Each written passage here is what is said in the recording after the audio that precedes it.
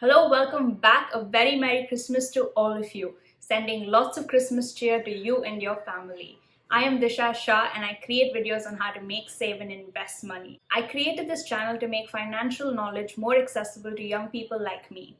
Life gets busy, and by the time we realize how important saving, investing, and other aspects of personal finance is, it's always too late. I'm so happy to say that this video is sponsored by P10 Bank. P10 is India's first digital banking startup designed for young working professionals. P10 helps you manage your hard-earned money safely, conveniently, and smartly. It is your one-stop shop for all things banking. Download the P10 app right now using the link in the description box. Before we get into this video, lift the corners of your mouth and learn with intention. I am grateful to have you here, and the highest in me recognizes the highest in you. Investing can seem intimidating and overwhelming. Having some quick do's and don'ts always comes in handy. The first do: invest through an SIP option. This is a systematic investment plan. Like the name suggests, it's a plan that you create to stay consistent with your investments. All you have to do is pick your desired mutual fund, the amount you want to invest, and a date every month when the investment can be made. You can automate this. So on that particular day, every single month, the amount that you decided gets invested. Never worry about forgetting to invest. Be a consistent investor to average out the risks, which are the ups and downs in the market. An important point to note: step up your SIP.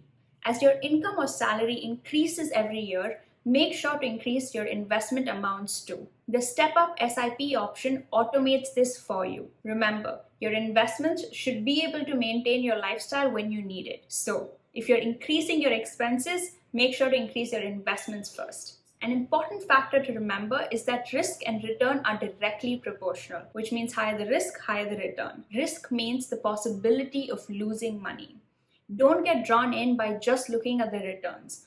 Always take time to sit down and invest according to your risk profile. Your risk should be assessed based on your age, your life goals, income, expenses, and of course, your comfort level with the possibility of losing money. P10 helps you narrow down your investment choices through goal-based investments and curated investment themes. Invest in equity funds, which is the stock market if you're more risk-friendly, and invest in debt funds, which is bonds, if you're more risk averse. When I decided to start investing in mutual funds, I was quite intimidated by all the jargon, and so I turned to the people around me. My aunt is an experienced investor, and I learned so much from her journey and her do's and don'ts list. So speak to experienced investors if possible around you. These can be elders in your family, teachers, friends, colleagues, professional investment advisors, or even strangers. A word of caution here: don't follow their advice blindly, but learn from their experience. Don't panic when the markets go down.